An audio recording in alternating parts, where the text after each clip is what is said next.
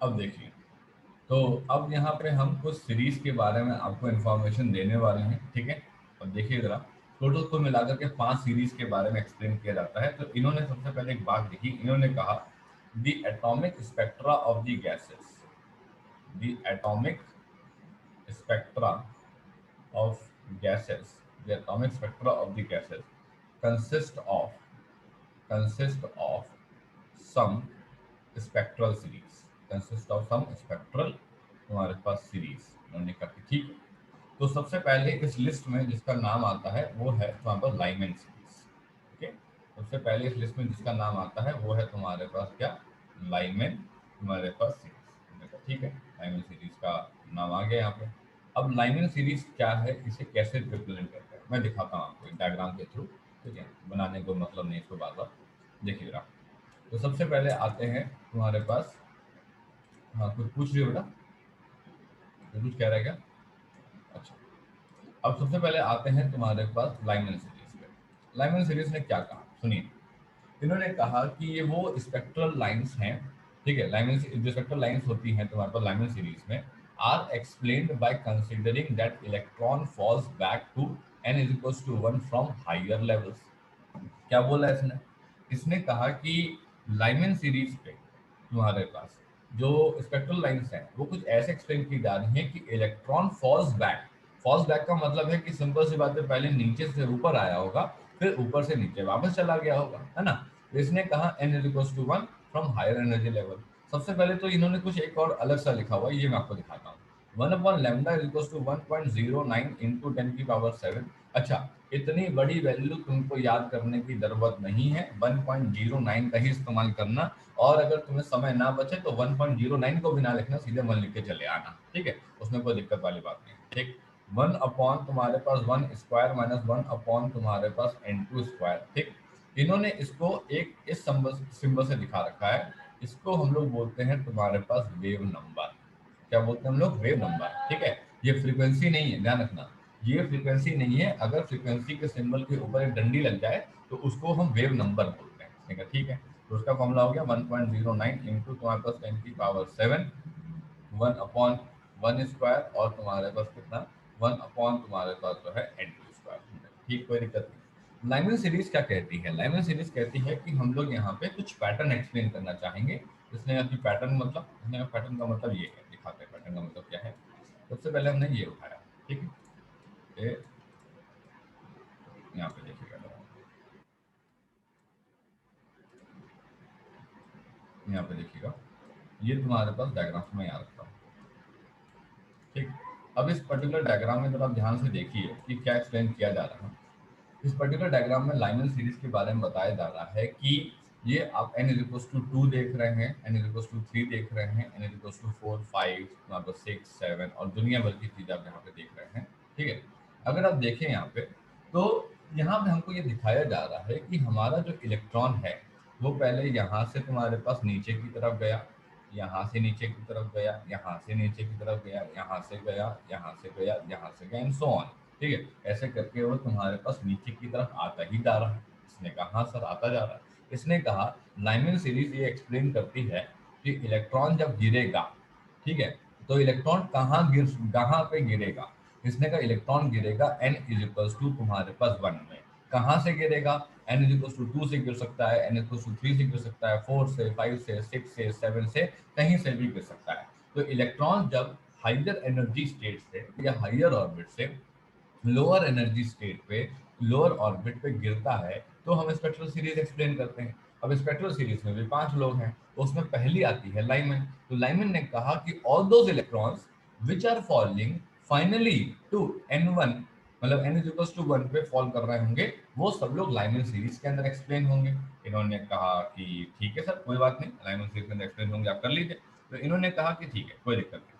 तो इसका मतलब ये हो गया कि अब हम लोग जो है n2 की वैल्यू को तुम्हारे पास 2 3 4 5 6 7 कुछ भी रख लें, लेकिन n1 की वैल्यू तो 1 ही रहेगी। मतलब कि 1 अपॉन लेमडा का फॉर्मूला लिखेंगे, 1.09 इंटू 10⁻⁷ लिखेंगे। यहाँ पे वन स्क्वायर ही लिख सकते हैं और कुछ नहीं लिख सकते हैं। यहाँ पे 1/n2 स्क्वायर लिख सकते हैं और n2 की वैल्यू इसमें से कुछ भी हो सकती है।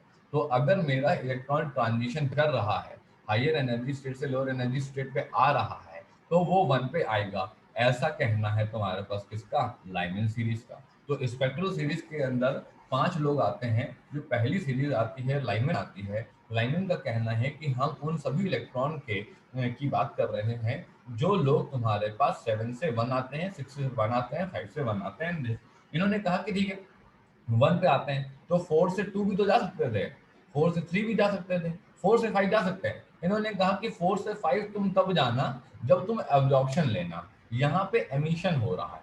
यहाँ पे क्या हो रहा है? यहाँ पे एमिशन हो रहा है। तो जब यहाँ पे एमिशन हो रहा है तो हम 4 से 5 की बात नहीं करेंगे। इसका मतलब है हम 4 से 3 की बात, 4 से 2 की बात कर सकते हैं। लेकिन लाइमन में तो इसने सर नहीं बोला। हाँ, बात तो सही है, लाइमन में इसने नहीं बोला।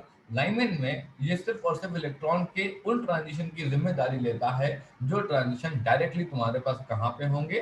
डायरेक्टली तुम्हारे पास जो है ग्राउंड स्टेट पे होंगे। इसने कहा कि ठीक है सर, इसका मतलब ये है कि 4 से 3, 4 से 2 वाले लोग हैं नहीं। इसने कहा नहीं हैं वो लोग। इसने कहा कहाँ है? इसने कहा यहाँ नहीं है, और भी सीरीज है, उनके साथ आएंगे वो लोग। इन्होंने कहा कि ठीक है भैया। अब नेक्स्ट सीरीज का नाम आया।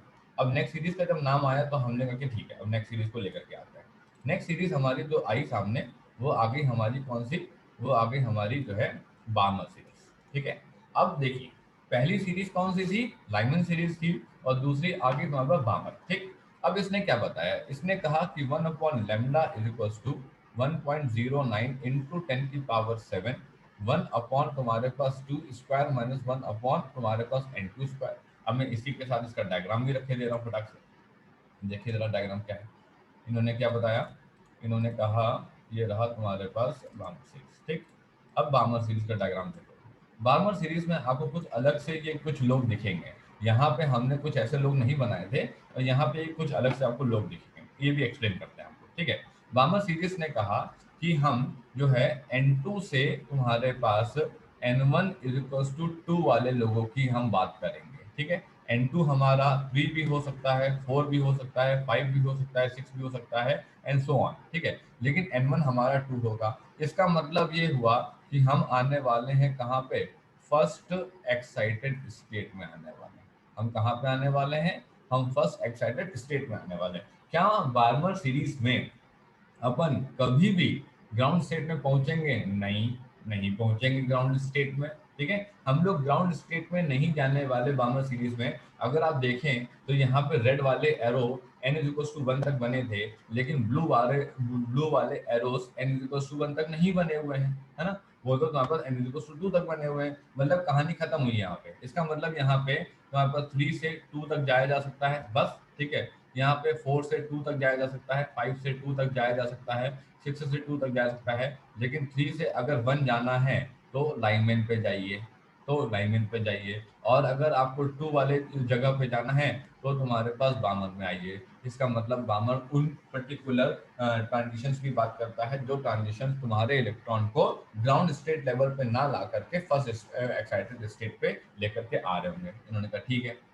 ये तुम्हारे पास एच अल्फा लिखा हुआ है, ये एच बीटा लिखा हुआ है, ये एच गामा लिखा हुआ है। ये कभी भी एग्जाम में आता नहीं है। अल्ले एग्जाम में नहीं आता तो पढ़ना क्यों है? नहीं, पढ़ना भी नहीं है। बस तुम ये जान लो कि ये जो तुम्हारे पास n1 इज इक्वल टू 2 और n2 इज इक्वल टू 3, मतलब जब 3 से 2 पे आते हो उस लाइन का नाम एच अल्फा लाइन है। ठीक। जब आप 4 से 2 पे आते हो उस लाइन का नाम तुम्हारे पास एच बीटा लाइन है। और 5 से 2 पे आते हो तो उस लाइन का नाम एच गामा लाइन है। इसका जो फिजिकल सिग्निफिकेंस है वो आपके 12th के लेवल पे नहीं है। इवन जेई वगैरह नीट वगैरह में ये बात जो है कोई सिग्निफिकेंस नहीं पूछा जाता है। ज्यादा से ज्यादा तुमसे वो ये कर सकते हैं कि H H alpha, H beta, H gamma ये कौन सी लाइन है, ये कहाँ होती है, बामर में होती है, लाइनमैन में होती है, कहाँ होती है, ये पूछ ले। और वो ये भी पूछ सकता है तुमको कि एच अल्फा का मतलब क्या हुआ। तो एच अल्फा का मतलब हुआ 3 से लेकर के 2 तक जाना। एच बीटा का मतलब हुआ 4 से लेकर के 2 तक जाना। एच गामा का मतलब हुआ 5 से लेकर के 2 तक जाना। बस इतनी सी बात है। ठीक है। बस इतनी सी बात है और कोई बात नहीं है। इन्होंने कहा कि ठीक है। इसके लिए एक मैं डायग्राम और दे देता हूँ जरा, अगर आपको कभी कंफ्यूजन हो तो आप उसको देख सकते हो। देखिए डायग्राम इसके लिए एक है हमारे पास, ऊपर था। ये वाला डायग्राम, हाँ ये वाला डायग्राम, ये वाला डायग्राम में अगर आप देखें तो बामर सीरीज के बारे में लिखा हुआ है, ठीक है। बामर सीरीज में अगर ये आपको डायग्राम यहाँ पे दिखेगा तो आप ये कहोगे कि ये तुम्हारे पास H alpha line, H alpha line का तुम्हारे पास वेवलेंथ है, ठीक है। ये एच बीटा लाइन, ठीक है, फिर ये एच तुम्हारे पास गामा लाइन, फिर ये एच तुम्हारे पास जो है डेल्टा लाइन, फिर ये तुम्हारे पास एच तुम्हारे पास इन्फिनिटी लाइन। ये सिर्फ और सिर्फ नाम है, ठीक है। इनका आप में कभी क्वेश्चन नहीं बनता है। यदि ज्यादा से ज्यादा ये पूछ लिया उन्होंने, ज्यादा से ज्यादा मैं बता रहा हूँ, पूछ लिया उन्होंने, तो वो इतना पूछ सकते हैं कि H alpha, H beta, H gamma are related to which series of the spectral series of the hydrogen spectrum, तो तुम कहोगे बार्नर में, ठीक है। वो ये पूछ सकते हैं एच अल्फा किसको करस्पॉन्ड करता है, एच अल्फा करस्पॉन्ड करता है 3 से लेकर के 2 के ट्रांजिशन को, एच बीटा किसको करस्पॉन्ड करता है 4 से लेकर के 2 तक को, एच गामा किसको करता है 5 से लेकर 2 तक को। और इससे ज्यादा हद अगर उन्होंने पार करी तो वो क्या पूछ सकते हैं, वो ये पूछ सकते हैं कि मुझे एच अल्फा का वेवलेंथ बताओ, तो तुम कहोगे बहुत सिंपल है, 1/λ इज इक्वल टू 1.09 इंटू 10⁻⁷। कहाँ पे आए हो, 2 स्क्वायर पे आए हैं, कहाँ से आए हो 3 स्क्वायर से आए हैं, उठा करके निकाल दोगे और बड़े आराम से निकल के आ जाएगा। इसकी जो वेवलेंथ की वैल्यू आएगी तुम्हारे पास यहाँ पे दे रखी है 6563 एंगस्ट्रॉम आएगी। तो अगर तुमसे कुछ ज्यादा उन्होंने पूछा तो ज्यादा से ज्यादा वो तुमसे वेवलेंथ तक पहुंच जाएंगे पूछते पूछते। तो ये H alpha, H beta, H gamma तुम्हारे पास इस तरीके से डिनोट किए जाते हैं। आई बात समझ में, ठीक है। तो इसके H alpha, H beta, H gamma से मत परेशान होइएगा। और अगर आप अपनी रेफरेंस बुक्स देखेंगे, उन रेफरेंस बुक्स में भी यही लिखा हुआ है कि H alpha, H beta, H gamma are the names given to the transition right from 3 to 2, 4 to 2, 5 to 2 in the Balmer series only and they are not seen anywhere else. ये कहीं और H alpha, H beta, H gamma, H delta, H infinity नाम की कोई और transition कहीं पे भी आपको दिखाई नहीं। क्लियर है सभी लोगों को बात, समझ में आया। अब देखिए ये तो हो गए दो लोग, अब इनके में तीसरा कौन सा आएगा।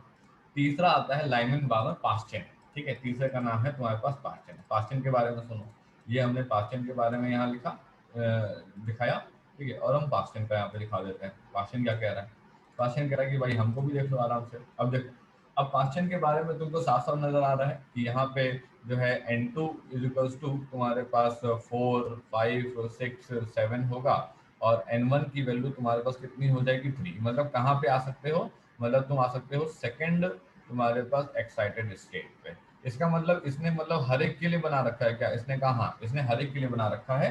तो लाइमन बार्मर पास्चन में तुम्हारे पास यहाँ से यहाँ से यहाँ से यहाँ से यहाँ से स्टार्टिंग है। अब 2 पे जाना नहीं हो पाएगा, फर्स्ट एक्साइटेड स्टेट पे जाना नहीं हो सकता, सेकंड एक्साइटेड स्टेट पे जाना तुम्हारे पास हो सकता है, ग्राउंड स्टेट पे जाना नहीं हो सकता। मतलब n इज इक्वल टू 2 और n इज इक्वल टू तुम्हारे पास 1 कभी भी नहीं हो पाएगा। इसका मतलब है कि n1 की जो वैल्यू है ये 3, और ये वैल्यू तुम्हारे पास क्या है, ये वैल्यू तुम्हारे पास जो है फिक्स है। आई बात समझ में, इस तरीके से हम लोग इलेक्ट्रॉन्स का ट्रांजिशन दिखाते हैं, ठीक है। नेक्स्ट कौन आता है, लाइमन बार्मर पास्चन ब्रैकेट आएगा। अब ब्रैकेट कौन है भाई, ब्रैकेट को भी देख लो फटाक से जरा, ब्रैकेट क्या बता रहा है। ब्रैकेट ने बताया ये है ब्रैकेट, ठीक। यहाँ पे तुम्हारे पास दिखा देता हूँ मैं, ये तुम्हारे पास ब्रैकेट आ गया। और अब ब्रैकेट का नेक्स्ट पार्ट हम तुम्हें दिखा देते हैं। ब्रैकेट का नेक्स्ट पार्ट क्या है, ये रहा तुम्हारे पास ब्रैकेट के बारे में, ठीक। अब देखो ये तो तुम्हें क्लियर हो जाएगा कि भाई क्या बताने वाले हो, ठीक है। सिंपल सी बात है, यही बताने वाले हैं कि N1 की वैल्यू 4 और ये तुम्हारे पास फिक्स है। और ये तुम्हारे पास कहाँ तक आएगा, ये आएगा तुम्हारे पास थर्ड एक्साइटेड स्टेट तक आएगा, ठीक है। थर्ड एक्साइटेड स्टेट तक तुम्हारे पास आएगा, जो कि N2 की वैल्यू होगी वो 3, 2, 1 तो होने का मतलब है नहीं, और 4 भी होने का मतलब नहीं है, तो वो 5, 6 और तुम्हारे पास 7 आ जाएगी। इस तरीके से आता है, ठीक है, कोई दिक्कत नहीं। लास्ट कौन सा आता है, लास्ट आता है पी फंड। अब पी फंड जो भी तुम्हें इसको बोलना है बोलो, अलग अलग तरीके से टीचर्स लोग बोलते हैं, ठीक है, तो कोई बड़ी बात नहीं है, ठीक है। अब यहाँ पे देख लीजिए इसको क्या है, ये रहा पी फंड सीरीज, ठीक है। अब पी फंड सीरीज अपने बारे में क्या बताएगा, इसने कहा कि भाई मेरे बारे में तो क्लियर है, सिंपल सी बात है, मैं कहाँ तक आऊँगा, मैं आऊँगा तुम्हारे पास कहाँ तक 5 तक, ठीक। तो पी फंड सीरीज ने कहा कि मेरा जो वैल्यू है N1 की वैल्यू वो तुम्हारे पास 5 है और वो तुम्हारे पास फिक्स्ड है, ठीक है। और जो मेरी तुम्हारे पास N2 की वैल्यू है वो 5 नहीं हो सकती, 6, 7, 8 एंड सो ऑन तुम्हारे पास।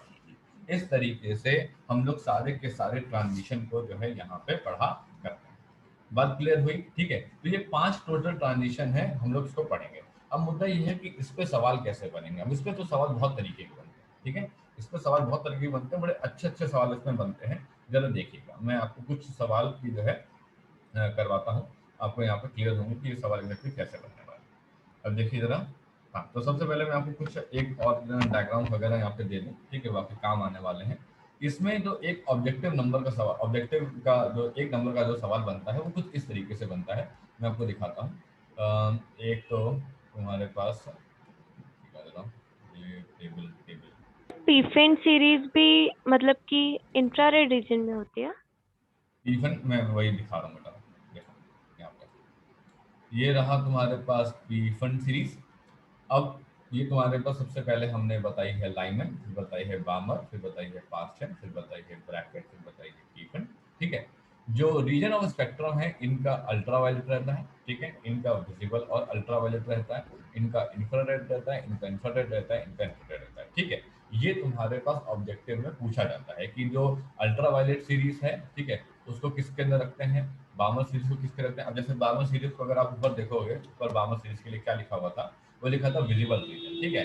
कभी कभार अगर ये लिखा हो ऑप्शंस में कि विजिबल और अल्ट्रा वायलेट बोथ, ठीक है, तो तुम वहां पे दोनों को मार्क करके आना, और अगर नहीं लिखा हो तो तुम विजिबल को मार्क करके आना। ठीक है। पास्टन में इंफ्रारेड, ब्रैकेट में इंफ्रारेड और पीफंड में इंफ्रारेड तुम्हारे पास रहता है। आई बात समझे, इस तरीके से रहता है। अब ये रहे इनके फॉर्मूले। फॉर्मूले तो बार बार लिखने की कोई मतलब नहीं है, ऑलरेडी मैं लिख चुका हूँ। अब अगर मैं इनको कंबाइंड फॉर्म में तुम्हें दिखाऊं, ठीक है, अब अगर मैं मान लो इसको तुम्हें कंबाइंड फॉर्म में दिखाऊं, तो कंबाइंड फॉर्म में देखो मैं कैसे दिखाता हूँ तुमको। मैं तुमको ऐसे दिखाता हूँ कंबाइंड फॉर्म में, ये इस तरीके से। ये कंबाइंड फॉर्म है तुम्हारे पास, ये कंबाइंड फॉर्म है, मैंने तुमको दिखाया। ठीक। ये तुम्हारे पास हमको लाइमन है सबसे पहले, फिर तुम्हारे पास बार्मर है, फिर तुम्हारे पास पास्चन है, फिर तुम्हारा ब्रैकेट है, फिर तुम्हारा पीपन है। अब जरा नंबर ऑफ लाइन्स की संख्या को जरा देखा जाए, यहाँ पे गौर किया जाए। क्या होता है कि जब नंबर ऑफ लाइन्स की संख्या आती है तो आपसे जरूर मिस्टेक हो जाती है। एक, दो, तीन, चार, पाँच, छ, सात और आठ। ठीक है। तो सिंपल सी बात है, 2 7 3 7 4 7 5 7 6 7 7 7, ये टोटल हो गए 6। अब इसके बाद एक और बनी हुई है जो कि n = 8 के लिए बनी होगी। उसके बाद कोई एक और बना दी है जो कि इनफाइनाइट से बना दी है। तो एक बात ध्यान रखना, लाइनमैन के लिए तुम जितनी दिखाओगे, सिंपल सी बात, इतनी तो तुम दिखाओगे दिखाओगे अगर डायग्राम आ गया तो। बार्मर के लिए तुम्हारे पास कितनी दिखा रहे हो, 1 2 3 4 5 6 7, एक कम हो जाएगी, क्योंकि तुम्हारे पास जो 1 पे ट्रांजिशन होने वाला था 2 से, वो कट गया, अब तो 2 पे होने वाले हैं। पास्चन में एक कम दिखाओगे, ब्रैकेट में और एक कम दिखाओगे, प्रीफंड पे एक और एक कम दिखाओगे। ये मत करना उठा करके जितनी मन चाहा जिसमें उतने दिखा रहे हैं, किसी में 4 दिखाई दे रहे हैं, किसी में 6 दिखाई दे रहे हैं, नहीं, ऐसे नहीं। अगर आप इसमें मान लो कि तुमने इसमें 8 नहीं बनाई, ठीक है, मान लो तुमने इसमें 8 नहीं बनाई, तो तुम क्या करोगे, तुम वही सिंपल सी बात है, क्या नाम है, 7 तक तो 7 से तो बनाओगे बनाओगे, क्योंकि तुम्हें पी फंड दिखाना है। पी फंड तुम्हारे पास 7 से 5 आ सकता है और 6 से 5 आ सकता है। अगर तुम पी फंड पे 2 लाइन बनाते हो तो ब्रैकेट में 3 बनाना, इसमें 4 बनाना, इसमें 5 बनाना और इसमें तुम्हारे पास 6 बनाना। आई बात समझ में, ये नहीं कि अपनी मन मर्जी से कितनी लाइन बना के चले आओगे। अगर तुम क्या नाम है n = 8 से दिखाते हो तो पी फंड पे तुम्हारे पास 3 हो जाएंगी, देन ब्रैकेट में 4 बनाना, पास्चन में 5 बनाना, बार्मर में 6 बनाना और लाइन में 7 लाइनें बनाना। ठीक है। अगर ये डायग्राम आता है तो लाइन को बहुत क्लियरली क्लियरली बनाना, ताकि टीचर को नजर आए कि बनाए क्या हो। ठीक है। अब ये क्या लिखा हुआ है यहाँ पे, ये जूल क्यों लिखा हुआ है, ये तो 13.6 होता है। 13.6 इलेक्ट्रॉन वोल्ट होता है, जूल नहीं होता है, तो ध्यान रखना। ये तुम्हारे पास किलो जूल पे लिखी हुई है, जब आप वैल्यूज निकालोगे तो यही वैल्यूज तुम्हारे पास जूल्स में तुम्हारे सामने आएंगी। आई बात सभी लोग को समझ में, यहाँ तक किसी को कोई दिक्कत तो नहीं है। ठीक। इस तरीके से तुम्हारे पास रहता है। अब इन्होंने एक डायग्राम और दिया है, इस डायग्राम को भी देखो। ठीक। अब ये डायग्राम क्या कहता है इसको जरा समझना। इसने क्या बताया, इसने कहा कि ये वाला डायग्राम, अब ये वाला डायग्राम क्या कह रहा है जरा इसको हम समझते हैं। इस वाले डायग्राम में क्या बना हुआ है सर, बेटा इस वाले डायग्राम में तुम्हारे पास कुछ लाइनमैन का पार्ट बना हुआ है, कुछ बार्मर का पार्ट बना हुआ है, कुछ पाशिंग का बना हुआ है, और इन्होंने कुछ वेवलेंथ की रेंज दे रखी है। अब तुम कहोगे ये क्या कहानी है, वेवलेंथ की रेंज का मतलब, वेवलेंथ की रेंज भी होती है क्या, इसने कहा हाँ, बिल्कुल होती है वेवलेंथ की रेंज। कुछ शॉर्टेस्ट वेवलेंथ का काम भी होता है और लॉन्गेस्ट वेवलेंथ काम भी होता है। इसने कहा कि ये डायग्राम को तो हम लोग तब समझेंगे जब हम लोग शॉर्टेस्ट और लॉन्गेस्ट का कंसेप्ट समझ जाएंगे। इसने कहा ठीक है, चलो शॉर्टेस्ट और लॉन्गेस्ट का जब कंसेप्ट समझ जाएंगे तब हम इसको लेकर के आएंगे कि क्या होता है। सबसे पहले हमको यहाँ पे एक और पॉइंट समझना है। ठीक है, उस पॉइंट को भी हम लोग जरा समझ लेते हैं ताकि हमारा चैप्टर का पार्ट ही खत्म हो जाए पूरा। तो सबसे पहले आती है हमारे पास एक्साइटेशन एनर्जी। सबसे पहले आती है हमारे पास एक्साइटेशन एनर्जी। ये एक्साइटेशन एनर्जी का है। ठीक, ये एक काम करते हैं, एक्साइटेशन एनर्जी को बाद में रखते हैं, पहले इसके न्यूमेरिकल करा देते हैं, वो ज़्यादा बेटर है। देखिए, हाँ, पहले हम उसके न्यूमेरिकल उठाते हैं, फिर हम आपको जो है बताते हैं एक्साइटेशन एनर्जी का पार्ट। एक मिनट, ठीक है, न्यूमेरिकल जरा उठा दें आपके लिए।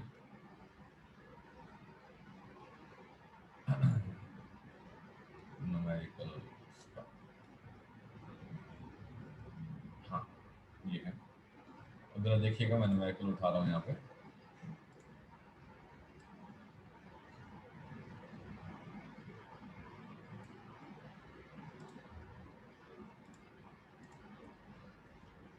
एक ये क्वेश्चन देखिए जरा सबसे पहले। The energy level diagram, the energy level diagram of an element is given in the figure 11.3. Identify by doing necessary calculations in which transition corresponds to a emission of spectral line of wavelength 102.7. इसने wavelength की value दे रखी है कि 102.7 तुम्हारे पास nanometre की हम आपको wavelength दे रहे हैं, और आप बताइए इसमें से वो कौन सा ट्रांजिशन है जो कि इस बात को पूरा फॉलो करेगा। ठीक है, तो हमने कहा कि यहाँ पे देखने से ऐसा लग रहा है कि is coming from electron is coming from higher energy higher energy level. Electron जो है वो हायर एनर्जी लेवल से, ठीक है, क्या नाम है, लोअर एनर्जी लेवल पे आ रहा है। इसने कहा हाँ आ तो रहा है। ठीक, इसने कहा इसका मतलब ये है कि यहाँ पे हो रहा है तुम्हारे पास एमिशन। ठीक है, जब एमिशन होता है तो एनर्जी तुम्हारे पास इज रिलीज, एनर्जी तुम्हारे पास रिलीज होती है। एनर्जी रिलीज होती है किसमें, इन फॉर्म ऑफ तुम्हारे पास फोटोन के फॉर्म में रिलीज होती है। इसने कहा हाँ ठीक है। E इज इक्वल टू हो जाता है तुम्हारे पास क्या, H into nu. E is equal to होता है क्या, एच सी बाई लेमडा। तो इन्होंने कहा H की वैल्यू जानते हैं, इसने कहा जानते तो हैं, 6.6 इंटू टेन की पावर माइनस 34। ठीक, C की वैल्यू 3 इंटू टेन की पावर 8। ठीक है, लेमडा की वैल्यू 102.7 इंटू टेन की पावर माइनस 9। ठीक, अब इन्होंने कहा कि जब हम ये SI यूनिट्स पे पुट कर रहे हैं ना, तो सिंपल सी बात है, हमको यहाँ पे जो आंसर होगा वो जूल के फॉर्म में मिलेगा। इसने कहा ठीक है, 1.93 इंटू टेन की पावर माइनस तुम्हारे पास 18 जूल यहाँ पे मिला। पर मेरे को आंसर जब चाहिए होगा ना एटम चैप्टर में, तो मेरे को आंसर चाहिए होगा हमेशा इलेक्ट्रॉन वोल्ट पे। इसने कहा ठीक है भाई, तो 1.93 इंटू टेन की power minus 18 upon 1.9 into ten की पावर 1.6, एक मिनट, 1.6 इंटू टेन की पावर माइनस 19। ठीक, जब मैंने इसको सॉल्व किया तो आया 12 पॉइंट तुम्हारे पास 097 इलेक्ट्रॉन वोल्ट, ये वैल्यू आई। इसका मतलब ये हुआ हमको यहाँ पे कुछ ट्रांजिशन दे रखे हैं। ठीक, अब अगर पहला ट्रांजिशन की बात करें, आप कहोगे कि पहला ट्रांजिशन है ए। कहाँ से कहाँ पे है ए, ए है तुम्हारे पास 4 से लेकर के 3 तक। ठीक, दूसरा ट्रांजिशन है तुम्हारे पास बी, ये कहाँ से कहाँ पे है बेटा, ये है 4 से लेकर के तुम्हारे पास 2 पे। ठीक है, तीसरा ट्रांजिशन है तुम्हारे पास सी, ये कहाँ से कहाँ है, ये है 3 से लेकर के 2 पे। और चौथा ट्रांजिशन है तुम्हारे पास डी, ये कहाँ से है, ये 3 से लेकर के 1 तक है। क्लियर है ना, सभी लोग को साफ साफ दिखाई दे रहा है ना कि कहाँ से कौन सा ट्रांजिशन कहाँ पे है।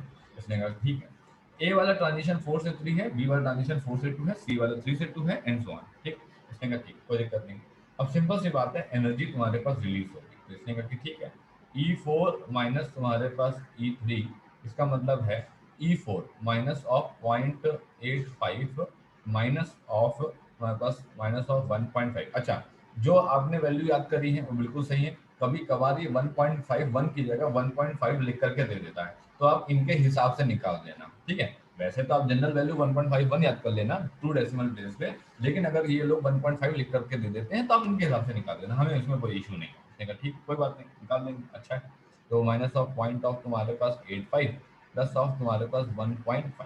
ठीक, भाई कितना आ जाएगा, तो इसने कहा कि माइनस ऑफ पॉइंट ऑफ 85 तुम्हारे पास है और ये 1.5 है, इसका मतलब है 150 में से तुम्हारे पास गया होगा 90, 60 और ये हो जाएगा 65। ठीक है, तो हमने यहाँ पे निकाला, तो ये हो गया पॉइंट ऑफ तुम्हारे पास 65 इलेक्ट्रॉन वोल्ट, ठीक है।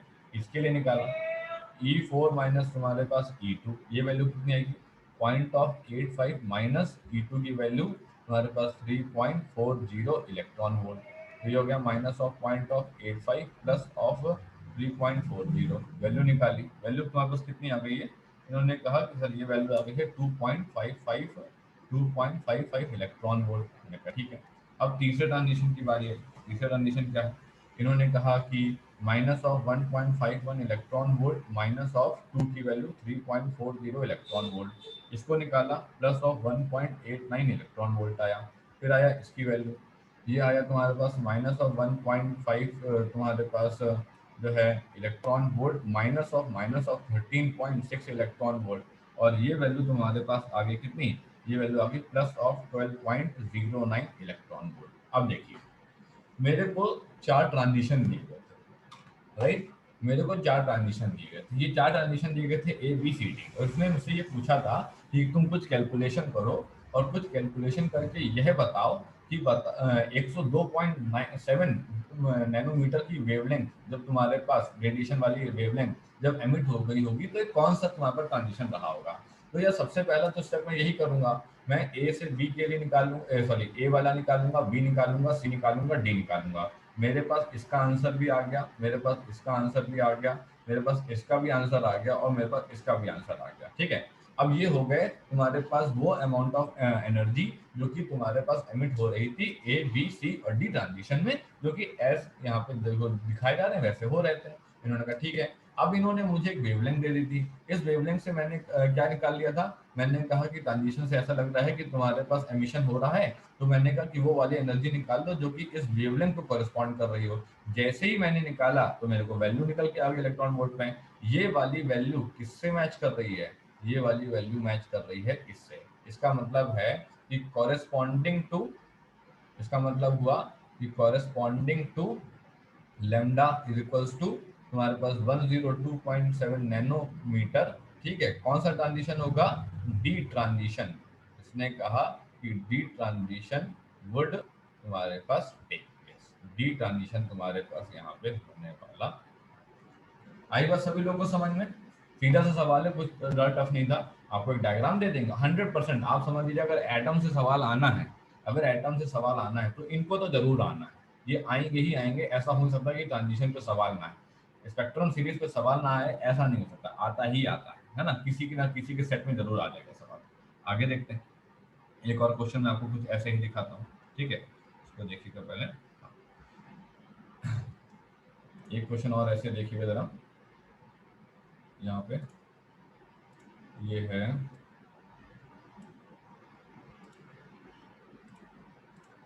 अब इस क्वेश्चन को देखिएगा, मुझे बताइएगा आंसर, ठीक है, कैसा निकाला जाए। मान लीजिए कि ये अपने पास एक सवाल है, सवाल में क्या दे रखा है कि figure shows the energy level diagram of hydrogen atom. अब यहाँ पे ये तुम्हारे पास कुछ ज़्यादा ही आगे बढ़ गए, इन्होंने 6 ट्रांजिशन उठा लिए, ठीक है। अब 6 ट्रांजिशन उठा लिए और फिर इन्होंने कहा कि बताओ कि जो लैम्डा इक्वल्स टू 496 नैनोमीटर है उसके लिए कौन सा आएगा। तो उसने कहा कि सिंपल है यार, लैम्डा इक्वल्स टू 496 नैनोमीटर है, ठीक है, 496 तुम्हारे पास जो है नैनोमीटर है, इसके कॉरस्पॉन्डिंग एनर्जी बता दो। तो हमने क्या लिखा होगा, एस सी बाय लैम्डा लिखा होगा।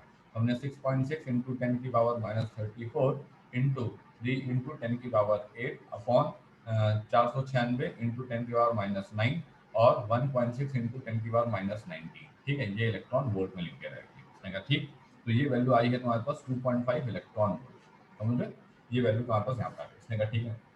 अब तुमको यहाँ पे दिख रहे हैं साफ साफ, जब तुमको यहाँ पे ए दिख रहा है वो कहाँ से कहाँ पे है, 4 से 3 पे है, ठीक है। तुमको बी दिख रहा है वो कहाँ से कहाँ पे है, 4 से 2 पे है। तुमको सी दिख रहा है वो कहाँ से कहाँ पे है, 4 से तुम्हारे पास 1 पे है, ठीक है, 4 से तुम्हारे पास जो है 1 पे है। डी दिख रहा है तुमको, वो कहाँ से कहाँ पे है बेटा, वो तुमको दिख रहा है 3 से लेकर के डी कहाँ है, डी हाँ ये रहा, 3 से लेकर के तुम्हारे पास जो है 2 पे है, ठीक है। और फिर तुमको ई दिख रहा है, ई कहाँ पे है, ई सब दिख रहा है, कहाँ है ई, ये रहा, 3 से लेकर के 1 पे, ठीक है। और एफ कहाँ पे है, एफ है तुम्हारे पास 2 से लेकर के 1 पे। ये 6 ट्रांजिशन तुमको दे रखे हैं। अब इसने सीधा सा फंडा पूछ लिया कि भाई 6 ट्रांजिशन है, जरा वैल्यू बताओ। अब सिंपल सी बात है, ये भाई सब कौन होंगे, -0.85, ठीक। अब जैसे देखो इन्होंने दिया नहीं और सवाल पूछ लिया, अब अगर तुमको वैल्यू नहीं पता होगी तो तुम पहले n की वैल्यू 4 पुट करोगे, 3 पुट करोगे, 2 पुट करोगे, 1 पुट करोगे, फिर निकालोगे, तो फिर तुम्हारा काम लग जाएगा। 1.51 इलेक्ट्रॉन वोल्ट, इसकी वैल्यू कितनी होगी? माइनस ऑफ 3.40 इलेक्ट्रॉन वोल्ट, इसकी वैल्यू कितनी होगी? Minus of 13.6 electron volt. ठीक है, सबकी वैल्यू तुमको पता है। ठीक। अब 4 से 3, 4 से 2, 4 से 1, 3 से 2, 3 से 1, 2 से 1 सबको निकाला। जब तुमने इसको निकाला, इसकी वैल्यू आई 0.66 इलेक्ट्रॉन वोल्ट। मैं डायरेक्टली लिख रहा हूँ, तुम सॉल्व करना अपने कॉपी में। ठीक है, 2.55 इलेक्ट्रॉन वोल्ट इसकी वैल्यू आई। इसकी वैल्यू आई 2.12.75 इलेक्ट्रॉन वोल्ट। इसकी वैल्यू आई 1.89 इलेक्ट्रॉन वोल्ट। इसकी वैल्यू आई 12.09 इलेक्ट्रॉन वोल्ट। और इसकी वैल्यू तुम्हारे पास कितनी आ गई है? इसकी वैल्यू आ गई है 10.2 इलेक्ट्रॉन वोल्ट। ठीक, ये वैल्यू आ गई। अब इसमें से कौन सी वाली मैच कर रही है? ये वाली मैच कर रही है। ठीक है, ये वाली मैच कर रही है। तो पहले पार्ट का आंसर हो गया, फर्स्ट पार्ट का आंसर हो गया कि ट्रांजिशन कौन सा? ट्रांजिशन तुम्हारे पास जो है बी वाला यहाँ पे आंसर होगा। ठीक। नेक्स्ट इन्होंने कहा कि which transition corresponds to the emission of your radiation of the maximum wavelength, justify your answer. अब यार देखो, इतनी तो बात तुमको समझ में आती है कि यार E इज इक्वल्स टू होता है एच सी अपॉन लेमडा। ठीक है, इसने कहा स्मॉल लेमडा, ठीक है, हाई ई, जितना कम लेमडा उतना ज्यादा एनर्जी। इसने कहा कि इन सब आंसरों में, इन सब आंसर्स में तुमको मिनिमम एनर्जी कहाँ दिख रही है? इसने कहा यहाँ दिख रही है मुझे minimum energy. Minimum energy correspond to what? Maximum wavelength. इसने कहा इन सब आंसर में मैक्सिमम एनर्जी कहाँ दिख रही है? यहाँ दिख रही है। Maximum energy correspond to what?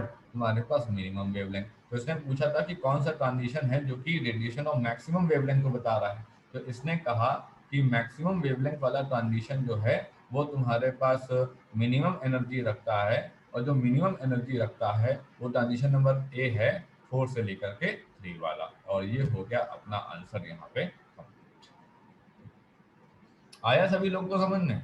Easy है, एटम में कुछ टफ नहीं है, मतलब एटम के अंदर ऐसा कुछ है नहीं जो खतरनाक हो, बड़े आराम से आप कर सकते हैं। क्लियर हुआ सभी लोग को? ठीक है, अब एक बात समझो जरा। अब मैं इंपॉर्टेंट बात समझा रहा हूँ, तो बच्चों वाला खेल है, तो 2 मिनट के अंदर सीख जाओगे। ठीक, अब मैं आपको बहुत इंपॉर्टेंट बात समझाता हूँ, जरा इसको समझने की कोशिश करना। ठीक है, इजी बात समझाता हूँ, बहुत टफ नहीं बता रहा आपको। अब देखना जरा, इसने कहा कि एक मैं पहले सवाल उठाता हूँ, सवाल के थ्रू समझाता हूँ, ज़्यादा बेहतर रहेगा आपके लिए। ये है तुम्हारे पास सवाल।